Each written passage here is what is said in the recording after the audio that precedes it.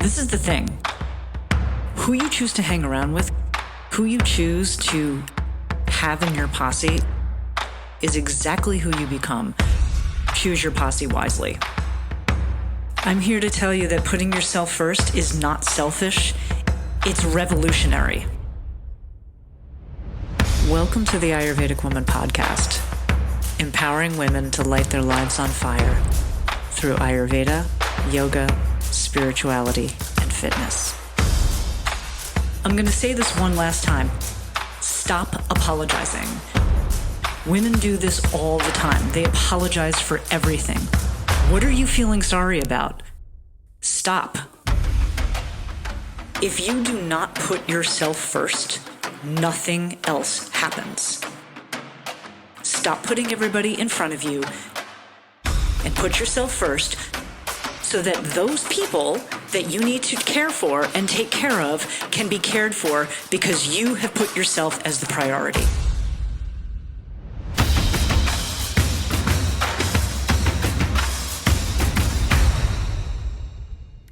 Jai Bhagwan, Women Warriors, and welcome to the Ayurvedic Woman Podcast. I'm your host, Dr. Satyavani, and I have my fabulous, beautifully bunned co-host, Prajna Madhavi. And you look great. I'm telling you, the bun works. I know.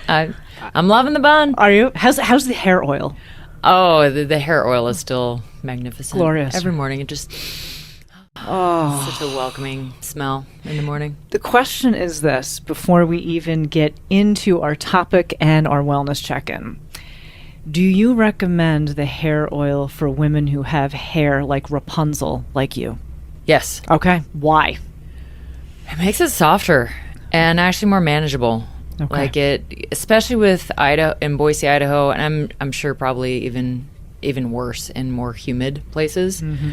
But it just brings some moisture and some taming to the mane. Taming the mane. Taming the mane, girl. Like I can put it through my base, locks, and then just kind of put it a little bit near the scalp, and I don't get the flyaways from the dryness quite as much. Gotcha. I still get them, but it's not as bad. Gotcha. So, yeah.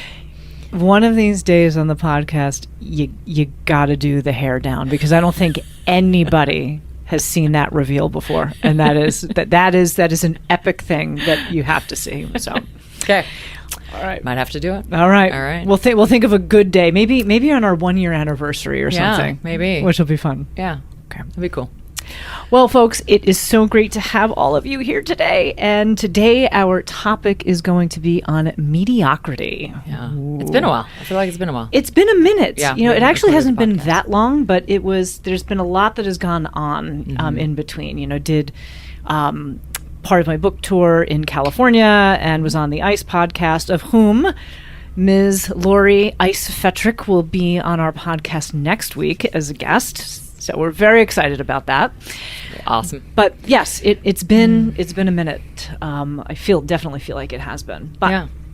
Before we get started on our topic on mediocrity today, let's do a wellness check-in. So, okay. How the hell are you?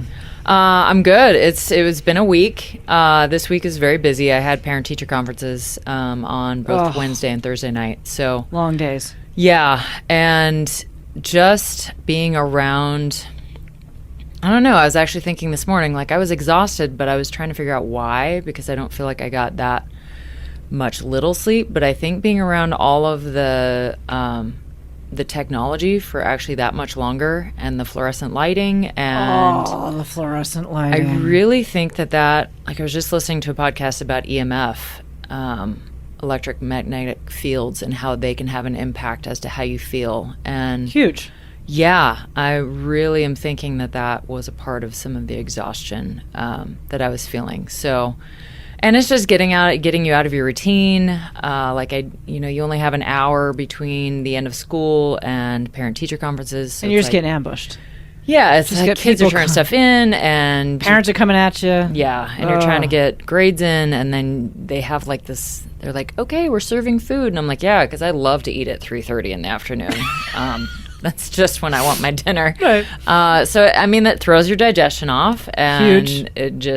It throws off your entire You're not getting day. transition, that Vata transition time, between 2 and 4, and then you're jumping right into it. Actually, at 4 o'clock, that Kapha time of the day, it starts to, wrap back around, or it starts to move into that Kapha time. You just don't get those moments where you can actually get prepared for dinner starting at 6 and winding that whole thing down. So it's almost like the Vata increases when it really should be coming down. So today I spent the day outside. Nice. I got some stuff done in the morning, and then I just spent a lot of the afternoon in my yard and got grounded and got some vitamin D, and so I was like, I haven't been outside much this week, so that Bonsai was with you? Yep, Bonsai was with me. Love it. Yep, eating sticks in the backyard. Living that life. Yep, living that stick life. Yeah, he loves it, but it was great. The weather was beautiful today, though. Yeah, so the weather was nice. So to be able to get the vitamin D now and that fall transition is really very sweet, because it will soon be dark very quickly. Yeah. Oh, I know. I can admit I resist it. I resist the time of year that's coming, but it's okay. It's funny because today, as I was running errands and getting things done, I had to go to the UPS store because we have this fabulous new poster of our podcast here. And for the record, for all of you who are like, where the hell are you? We have a fabulous brand new professional studio here we do. With toasted marshmallow adventures. And we are so excited that we have our main man, Chris, here now helping us out. So thank you, Chris. Yes. This is so exciting to actually have a legit studio, not some like janky office that I used to have. So we got to get the computer started and all that. Yeah, I know. It's awesome. It's wonderful just to be able to walk in, have a professional do the thing, and then we can send this off to our fabulous editor, Mr. Tim. So, which is good. But anyway, I'm sorry. So continue with your wellness check-in. No, that was pretty much it. Just getting through the week and keep on keeping on. I mean, got my lift in this morning. Didn't get to lift as much this week either, so lifting this morning was nice. I mean, I got up and was like, do I really want to lift this morning? And then David Goggins pops into my head like, you gotta fucking lift. Like, it doesn't matter what the day is, doesn't matter the weather. Get the fuck up and do your workouts. I was like, okay, I guess. So thanks, David. Yep, thank you. Voice in my head. Yep. So yeah, how about you?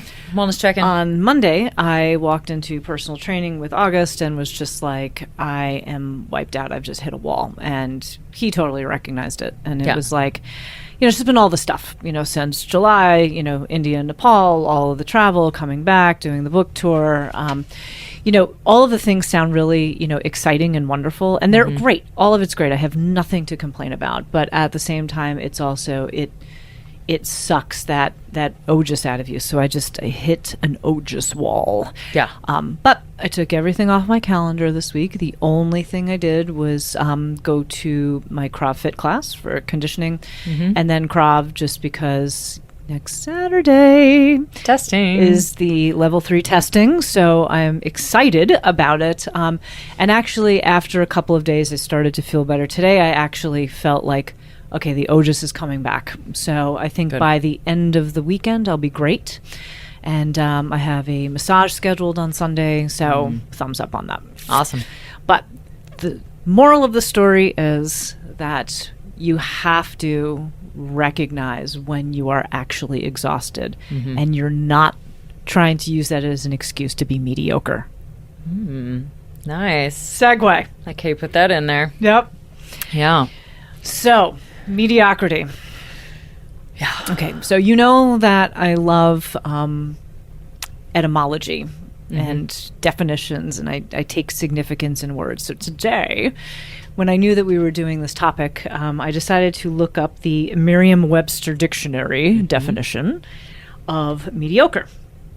And what does it say? It says, of moderate or low quality, value, ability, or performance. Ordinary. So-so. I like how they put so-so in there. I thought that was pretty cool. It's like a term my mom would use. That's so-so. But I thought that was pretty cool. So I would like your thoughts on not just the definition, but mediocrity and all the things. Yeah, when I knew that we were doing this topic today, I was thinking of just multiple situations that I've witnessed mediocrity, I would say, within the last 10 years or so. Mm-hmm. I was actually thinking today that it's kind of been like the frog that you put in water and slowly start to warm the water up until eventually it's boiling. The frog's not going to jump out of the water because it's already in there. So I had... It slowly starts cooking. Yeah. I had a situation with this actually with school teaching. And about 8 or 9 years ago, the way they were evaluating us changed. And one, they evaluated us. And when you say they, you're talking about the administration? They. Okay. The administration. They, right. Yes. The machine. Yes. So they originally, or the district, decided, okay, we want distinguished teachers. So we're going to, give this evaluation where you have to do all of these things to become distinguished. Okay. And so did they was a distinguished teacher a thing before this thing? No. Okay, so this was newly invented. Yes. Okay. And your pay was tied to it. So okay. Yeah. So if you were a distinguished teacher, there was incentive to become a Absolutely. Okay, so economic incentive. Uh-huh. Okay, interesting. So a coworker and I were like, well, game on. So let's just we call for distinguished. do all we can to be distinguished. Right. And for the record, you're already distinguished. Oh, but thanks. you're welcome. But that only lasted a couple of years to where I don't know if they realized that, wow, these teachers are serious about this and we're going to have to pay out way too much money or what have you. But that went away to where, well, you can't actually get distinguished anymore. And because we have no money left. Yeah. And you're just going to have to be proficient. And so proficient. So my teacher partner and I actually wrote a letter to our principal. I doubt it got any higher than that. Maybe the district saw it, but just how you're creating a culture of mediocrity. Like, you are creating a culture of it's okay to just be proficient. Like, if this is what you want from your teachers, then this is what you're going to get from your students, and this is what you're going to get from society in the future. Wow. Yeah. Nice. Yeah. So did you ever get a response? No. Of course not. No. Like, from our principal was a response like, well, it's above my pay grade, and it's not really, I mean, I totally, I hear you, but, I can't do anything about it. And we're like, yeah, we know. We want to be heard, and we want you to know that this is fucking stupid. That what you're doing is creating mediocrity. And you are now breeding that into the school system. So that was a big one for me. And then we had things like COVID, where oh boy, you had, okay, now we can't even be in a classroom, and now just put some assignments online, and that's good enough. It's just become a worse situation. And then that's with school. I mean, you look at just mediocrity in society in many other levels. And I think of like the Koshik levels with mediocrity. Yep. On the physical level, on the emotional level, on all of the levels. Yep. How it has been created. And so I know that's kind of the direction we want to go, but that's what I see. Mm-hmm. Physicality, I think COVID has done a number on people's health. Yep. I mean, it's where mediocre is the standard in a sense. Mm-hmm. Can I interject one thing? Go for it. Because you brought up something that has been kind of circulating around the level 2 Ayurvedic Woman program. And so there was, I think I shared it with you, or actually, no, you're part of that group, duh. Yeah. So you saw the podcast on perfectionism. which I also see as almost the complete opposite, or on the other end of the spectrum. And one of the things that in that podcast on perfectionism that was touched upon was the idea of things being good enough. Now, just to contextualize for our audience, there's this, the context was that perfectionists have this, it's never good enough, it's never good enough, it's never good enough kind of thing. And so the idea of it being good enough for a perfectionist actually is still very high achieving. For them, they don't think it is, but it's still very high achieving, but is far from being considered mediocre. But when you say good enough, I think we've, outside of that perfectionist way of being, I actually think that we have really created a culture of like, it's okay. And I was thinking about one of our future guests that we're going to have on the podcast, who, and I'm not going to mention who it is because I don't want to give it away, but was talking about an example in the weight room. If you don't re-rack your weights. Thought about that today too. Did you? And as I was racking my weights in the weight room. Exactly. And it's just like, you don't re-rack your weights, like, don't be a dick, like, or return your grocery cart. But it's those little things, that people are just like, it's okay. It's good enough. It's good enough for me to leave the grocery cart in the parking lot, where we actually have to pay people now to go from the store into the parking lot to collect these grocery carts. Now, I know it seems like a lame example, but it's like those things that begin to add up. Yeah. And so the idea of good enough, I actually think, has diminished over time to barely showing up. I don't know. What are your thoughts? I love that the ladies that was a podcast that they gleamed onto, and that's what they were. I love that. I had also listened to a podcast that had a different take on perfectionism. Ooh. And it mentioned when you are a perfectionist, a lot of what is behind perfectionism is fear. Completely. And I think he touched upon it too in this podcast. So then when you think about it, yeah, he did. And so when you think about it, it was a small piece. I think about, as a perfectionist, if you're just saying good enough, like what's underneath that? Like, what are you afraid of? Like, I mean, is it good enough for who? Like, and then the other thing that I think of is returning the carts, returning the weights, racking the weights. How you do anything is how you do everything. Yep. I mean, we've said that quote before, and that's just something that comes to mind when I think about mediocrity and just how people view as something being good enough. Is it really? Right. Is it good enough for you? Right. Is it good enough for... I mean, really, that's the ultimate test. Is it really good enough for you? Because that's really what matters. Right. So... And I think I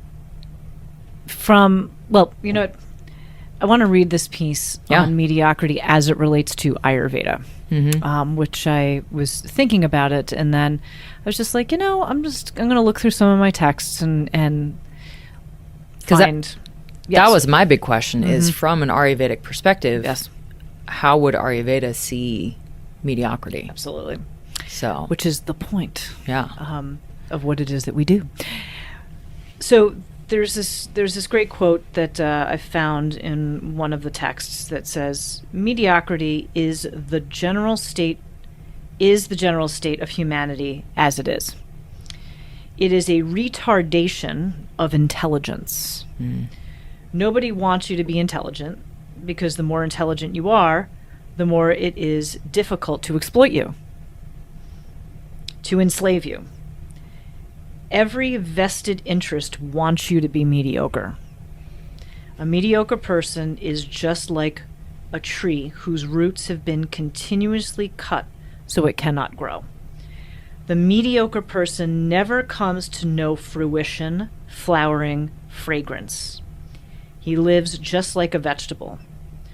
But this is the common state, and to keep the mediocre, a strange thing has to be put in this person's mind, that he or she is extraordinary. And I love that. Yeah. From what I appreciate most about this is that it ties the idea of good enough in, and I want to clarify again, the non-perfectionist version of good enough. And not to say that perfectionists are the highest standard, because like you said, there's fear behind that, etc. But I also think that embedded in mediocrity is fear itself as well. Yeah. That like, well, if I don't supersede my own expectation, then I don't have to have any expectations of myself, or society won't expect anything from me. And so I think that the fear behind mediocrity really is the fear of expectation. That if I underperform, then, oh goodness. But if I underperform, but then eventually over-deliver, it looks like a success story. I don't know if that made any sense whatsoever. Yeah. But it's just the idea that good enough can be good enough for certain things, and I'm a big believer in that, because I also think that the perfectionist mind really gets very wrapped up in the overanalyzing, and then we get into a state of imbalanced vata, which is that mind that's just like da, da, da, da, da, da, da, and then it's like, oh my goodness, and then you can get into OCD and all of that kind of stuff. So I definitely understand that some things are, it's okay for it to be good enough. But I think in general, across the board, if everything in our lives is just good enough, then we don't have a high standard for ourselves. And then we start to, like you were saying at the beginning of the show, getting into a space of like, well, this time, and then before you know it, you've created a habit pattern. Yeah. So, in addition, mediocre from an Ayurvedic perspective is actually imbalanced kapha. So kapha dosha, structure, strength, immunity, lubrication, vitality of the body, but also vitality and structure and strength in our minds. And so when we have imbalanced kapha, what it shows up as is lethargy, depression, heaviness, ignorance. And I think what I like about this quote is that whole idea of like, nobody wants you to be intelligent. The more intelligent you are, the more it is difficult to exploit you, to enslave you. And so if we're in a constant state of kapha imbalance, where there is ignorance, where there's not ignorance in the way of like, oh, you're just not smart, but rather ignorance of not knowing or veiling, then you're easier to enslave. And so Ayurveda will say, how do we bring that kapha into balance? So I'm curious, thoughts or anything else you think of on that? Looking at this quote and thinking about nobody wants you to be intelligent, that was another thing I was thinking about with perfection is, in a sense, perfection according to whom? Like, right. What are you trying to perfect? Like, are you trying to perfect things that the machine wants you to perfect, like in a way that they want you to perfect it? Or is it personal perfection? Or is it, personal perfection? Yep. Like racking the weights because that's just integrity and that's just what I want to do to tidy things up is one thing, but trying to be, perfect in the sense of I got to get all A's and that's a created, I think, kind of perfection, again, by the machine that this is where you have to be. Absolutely. And so you better work hard to get there. Right. So I think some of that is also your interpretation of, again, perfection according to whom? Is it according to your own, know thyself? Like, is it, the svasta. Yeah. The standing in the self. Or is it someone else's, vision of what perfection should be? I think that's a huge point. I really think that's a huge point. And I think that we all need to have a standard for ourselves,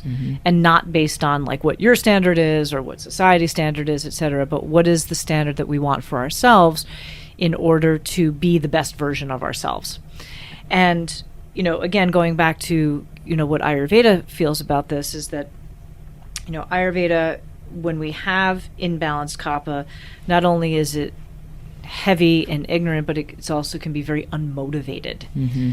And with lack of motivation comes lack of discipline. Like those two things go hand in hand. Mm-hmm. We've talked about that a million times. We actually have shows on that. Yeah.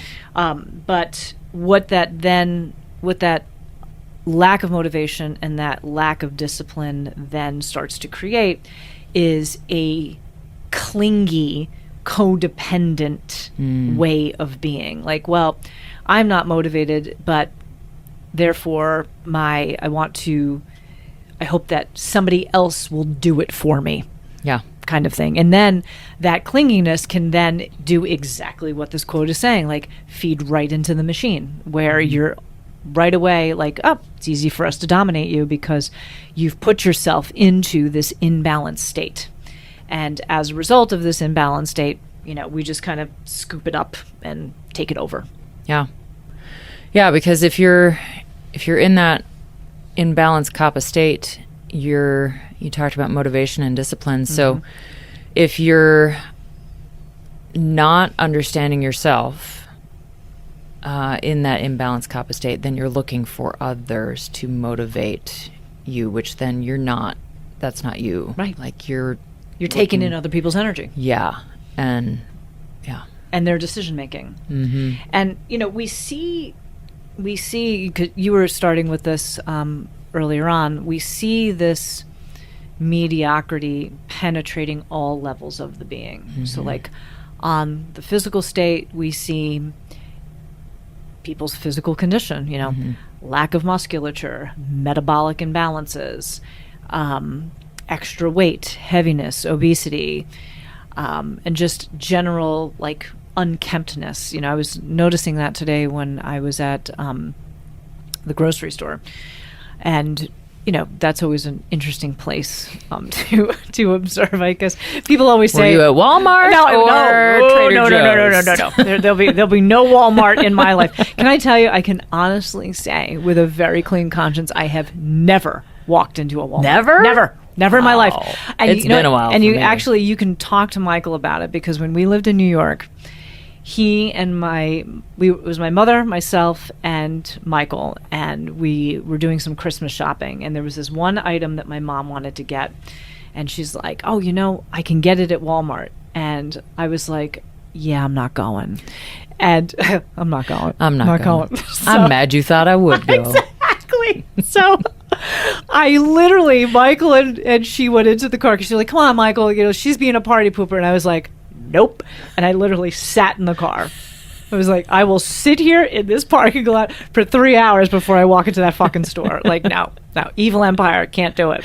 Yeah. I mean, nowadays it's like every store is, partially the evil empire. I just try to minimize how much of that energy I get. But anyway, so I'm at the grocery store today, and just people, just also, like, it's not even just the physical condition, but it's also the energetic. Yeah. I see the energetic with, low energy and motivation. Sometimes I'm like, hello, like, are you even, are you there? Mm-hmm. Are you there? As they're pushing their carts, and just low vibe.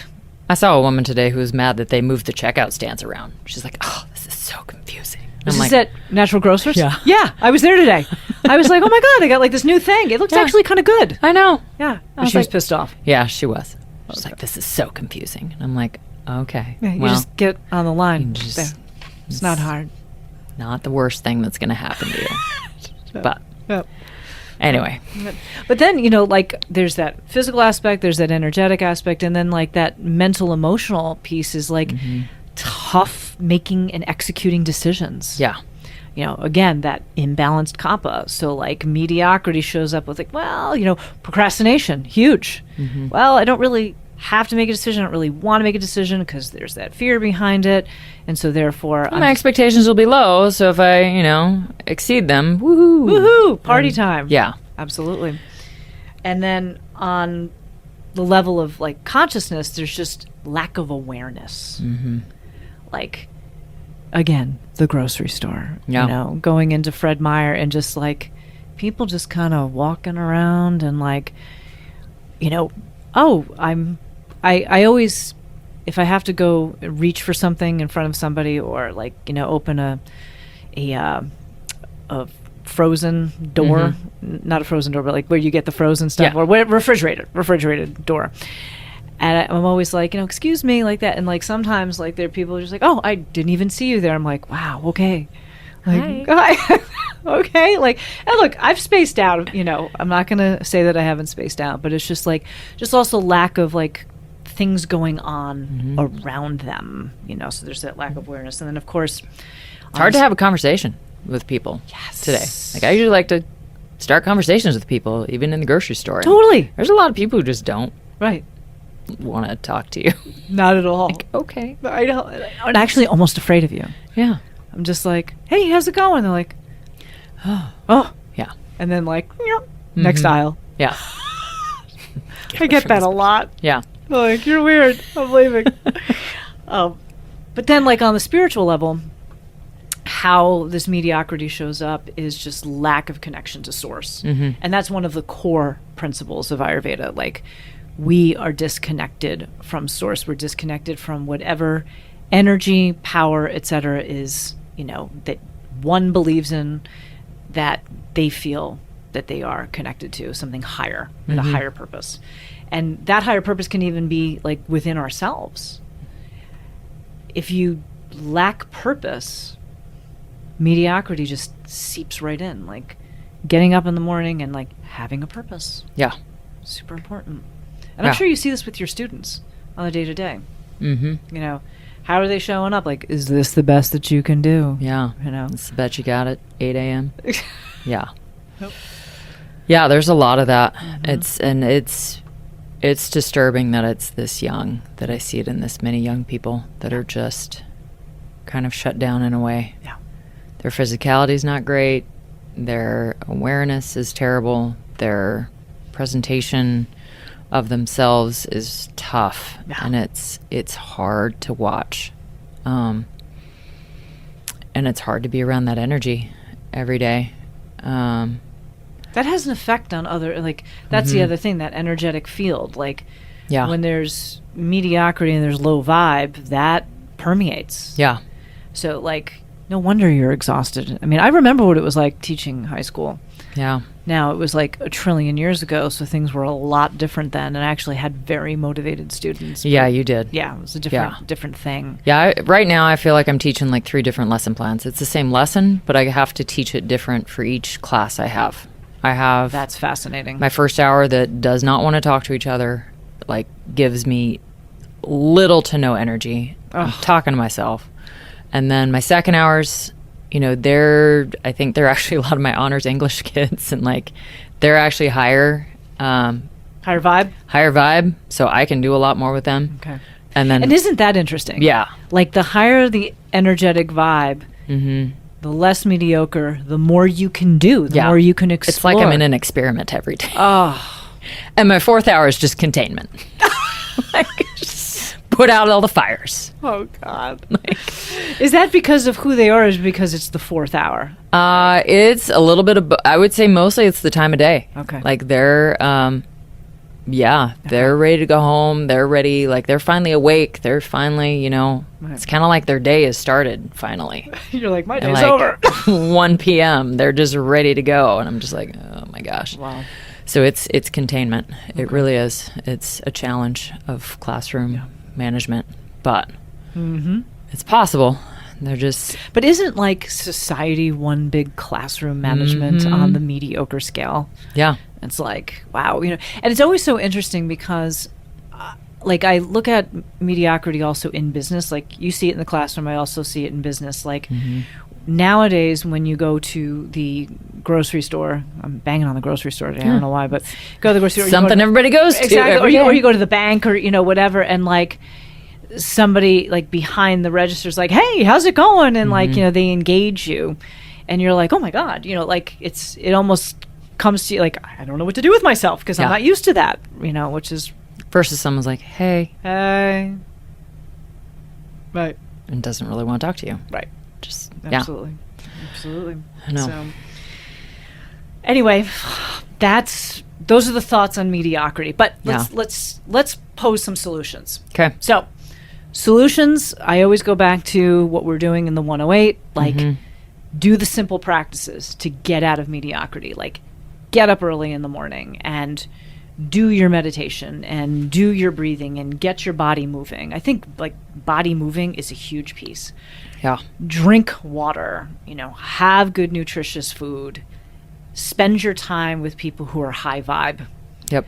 And engage, get yourself active and moving into things, new groups, new books that you're reading, that challenge the mind, and so like all of these Koshik levels, physical, energetic, mental, emotional, our state of consciousness and our spiritual connection. So I'm going to give a shout out to actually one of my students. This might be a way that I can love it. Have them listen to the podcast. Woohoo! But yeah, he's one of my psych students, and he has a disability, and he is very engaged every day, first hour, and his mom came to parent-teacher conferences, and she said he's really liking the class. Oh. And she said he gets up. Love that. Yeah, he gets up she's like, he has an intense anxiety. He's like, it has been so hard to get him to school. He's missed like 50 to 60% in his past years of I was school. going to say already? Yeah, no. Okay. In his past years. Okay. And she just mentioned we've tried everything. And she said now what he does is he gets up at 4:30 in the morning and he goes and works out. Because did you instill that in him? No, I did not. No, I didn't. You've never mentioned anything? No, Okay. I haven't mentioned that. That seems like a Prajna Madhavi tip. I know, there. But just hearing her talk about this, that she said when he goes and works out in the morning, it's like he gets all of that anxiousness and anxiety out of him. And then it's 100% true. And she said it's something that he would stress about having to get up in the morning the night before, which would make it really hard for him to get up. Now he's excited to go get up and work out. So it's something that he's excited to do. That's awesome. And just seeing his personality in the class, like he's just shifted. Yeah, he's one of the more awake kids. I had him I don't think he was a freshman when he was in my EGP class. Students are they juniors? They're juniors and seniors. Okay. And I think I had him as a freshman or sophomore. And he was still a great kid. I had him in a different class period, but I just love this story because love it. Again, he's already got a disability, so he's already got some challenges, but the fact that he's creating these good habits now, huge. And seeing the repercussions and the benefits of what he's doing is absolutely amazing. So, and he's actually probably ahead of the game. Yes. For students who don't have the same challenge that he has, which is awesome. Yeah. Oh, I love that. Great. Yeah. Anecdote. I know. So mediocrity, get out of it. Just that's the bottom line. Yeah. And yes, I mean, are there days when we're just like, okay, you know what? I mean, it was like last week when my energy and my ojas were dipping, and I'm like, yep, I'm here at the gym, but I'm phoning this bad boy in. Like, but we've talked about it a lot. A lot of it has to start at that physical level. It does. I mean, that's where the koshas start, physical level. Yep. I mean, when you start feeling better, yes, the other things start to come into play. Could not agree more. Yeah. My remedy, just like this young gentleman that you're talking about as your student, is get your body moving as soon as you can in the morning. It's the anti-anxiety pill. Forget about any pharmaceutical that you're taking, and it is also a mediocrity killer, hands down. So, and rack your weights. Rack your fucking weights. Don't be a dick. Rack your weights. For the record, as we are here in this Toasted Marshmallow Adventure studio with the great Chris here, they have a sign at the front door that says Studio Rules, and the first one is "Don't be a dick." So I knew that immediately from that sign. He's our people. These are our people. The second one is be interesting, which I love. And the third is have a point. I actually think fucking in the middle of that would be great. Have a fucking point, which would be absolutely fabulous. So I do want to give a shout out to Toasted Marshmallow Studios and Chris Adams. Thank you. Absolutely. For this amazing studio. And for those of you that are local that want to do a podcast, The place is cozy and wonderful. It's up here on the bench. Bench dwellers. Bench dwellers. Shout out to the bench.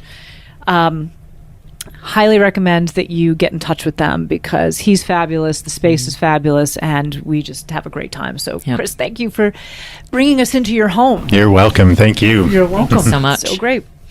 Well, let's draw a card. So we are now at the oracle time of the podcast, and I do want to hold up. Do you have the box for these oracle cards? They're right there, right? So, as Prajna knows, and many of my ladies, Halloween is my favorite holiday, hands down. And so Prajna very sweetly, was it my birthday or Christmas? I forgot when you bought these for me, but she bought the Halloween Oracle. Okay, so for those of you who like Halloween as much as I do, the Halloween Oracle, lifting the veil between the worlds every night, which is like perfect for Ayurveda because we have Purusha, we have Prakriti, spirit, consciousness, and the physical form. And so all month while we're doing our podcast, we are pulling from the Halloween Oracle. So if you don't like it, fuck you. But today, what is the card that you pulled? Scrying. Scrying. It's about intuition. Ooh, okay. And it's this fancy little crystal ball that I think has a bone around it with candles. So we have this for you, friends. These cards are so cool because on the back it's got cats and ghosts and pumpkins. Yeah, the pumpkin was staring at me from that card, so that's why I picked it. I love it. Scrying. Okay, so what's scrying about? Intuition. It says, soften your eyes, begin the trance. Whole worlds are open to begin the dance. Scrying is the divination technique of seeing unconscious images or images from the divine or supernatural appear upon or within a surface. People scry into a crystal ball, a black mirror, water, even the surface of ice. It is a very ancient technique and one traditionally enacted on Halloween. Ooh. The keys to effective scrying are being as relaxed as possible, minimizing possible distractions, softening your gaze, and allowing. So I kind of think of like candle gazing. I was just going to say, this is like Tratak. Yeah. Oh my goodness. The enemy of effective scrying is distraction, both from inside and out. Turn off the phone, electric lights anywhere where you can see them, and music. And if you are scrying outdoors, take the time to settle into the environment and listen to all the noises so that your mind will not need to break your focus later. It is also vitally important to settle the mind as much as you can. If you regularly meditate, you may wish to use those techniques, or otherwise you can simply shut your eyes and focus on slowing your breath. This is usually very effective. If you have a special question for the scrying medium, state it up front. Then once you feel relaxed, turn your focus inwards. Imagine pulling your energy within you and then focus on the third eye point. The gaze is soft. Should you pull the scrying card, I suggest you try it for starters. It also indicates you may wish to develop your intuition further and not rely solely on the logical part of your mind for all the answers. Ooh. True wisdom takes a balance of logic and imagination and intuition for true wisdom. Love it. Yeah.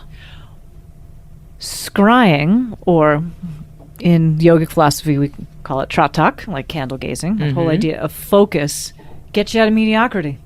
Yeah. There is a tip. So scry, my friends. Yeah, because it says the enemy is distraction, and we got a lot of distractions around us every single day that pull us into mediocrity very easily. In nanoseconds. Yeah. Love it. Well, I guess that's it for today. You got book tour update? Yes, book YouTube tour channel? update. Thank you. Yeah. So a couple things wanted to share with the peeps out there. Thank you always for chiming in and watching. So 2 things that we are going to ask you to do is that our podcast is not just on Spotify and Apple Podcasts and whatever other podcasts that are out there. But we now have been doing video, and we have professional video now with Mr. Chris Adams here, so we're very excited.